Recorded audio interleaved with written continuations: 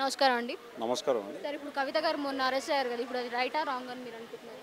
ఇప్పుడు చిన్న దొంగతనం చేస్తేనే ఇక్కడ ఉన్న లోకల్ పోలీసులు వచ్చి మనం తీసుకొని పోతారు. అట్లాంటిది కవిత గారిని అరెస్ట్ చేసి రాంగా రైట్ అని మనం క్వశ్చన్ కూడా ఏదండి ఖచ్చితంగా న్యాయం ఉంది కాబట్టి వాళ్ళు అరెస్ట్ చేశారు. అంత పెద్ద వాళ్ళని అరెస్ట్ చేశారంటే ఏది కూడా ఆధారాలు లేకుండా అయితే అరెస్ట్ చేయరు కాబట్టి కవిత గారు నిజంగా లిక్కర్ స్కామ్లో ఉన్నారు కాబట్టి అరెస్ట్ చేసినారని మేము అనుకుంటున్నాం.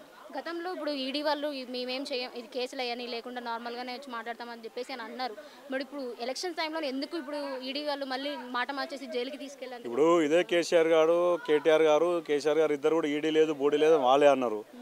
అట్లా ఈడీకి దీనికి కేసులకు ఎటువంటి సంబంధం ఉంటే వాళ్ళు అడిగిన ఆధారాలు చూపించినప్పుడు వాళ్ళు అడిగిన సమాచారం ఇవ్వనప్పుడు ఖచ్చితంగా వాళ్ళు చట్టపరంగా న్యాయపరంగా వాళ్ళు చేయాల్సింది వాళ్ళు చేస్తున్నారు.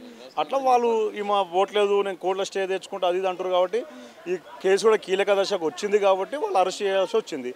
ఇంకా ఈమె ఏమి కాదు, అక్కడ ఢిల్లీలో ఉన్నటువంటి ఉప ముఖ్యమంత్రి గారిని అరెస్ట్ చేశారు కదా, ఆమెకన్నా ఎక్కువైతే ఈయన ఏం కాదు కాబట్టి ఖచ్చితంగా ఆధారాలతో సహా ఉన్నాయి కాబట్టి కవిత గారిని అరెస్ట్ చేశారు. మరి కేజ్రీవాల్ గారు డబ్బులు ఇచ్చుకొని మరి బెయిల్ తీసుకొని వచ్చానని చెప్పేసి ఇట్లా అంటున్నారు న్యూస్‌లో. మరి దాని గురించి ఉండొచ్చండి. ఇప్పుడు డబ్బు ఇప్పుడు వాళ్ళు చేసేదే స్కాములు కదా, ఇప్పుడు ఆపని చెప్పి ఇప్పుడు స్కామ్లు లిక్కర్ స్కామ్లు ఉన్నాయి కాబట్టి ఆ డబ్బులతోనే బెయిల్ తెచ్చుకున్నట్టుంది.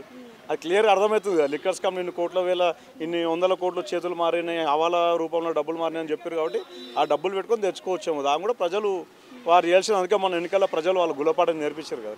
మరి కూతురు అరెస్ట్ అయినా కానీ కేసీఆర్ గారు బయటికి రావట్లేదని చెప్పేసి ఇప్పుడు చాలా మంది దూషిస్తున్నారు. మరి ఇప్పుడు కేసీఆర్ గారు మాట్లాడడానికి ఆడ అవకాశం లేదు కాబట్టి న్యాయపరంగా చట్టపరంగా అన్ని ఆధారాలు ఉన్నాయి కాబట్టి కేసీఆర్ గారు ఏం మాట్లాడకపోతారు.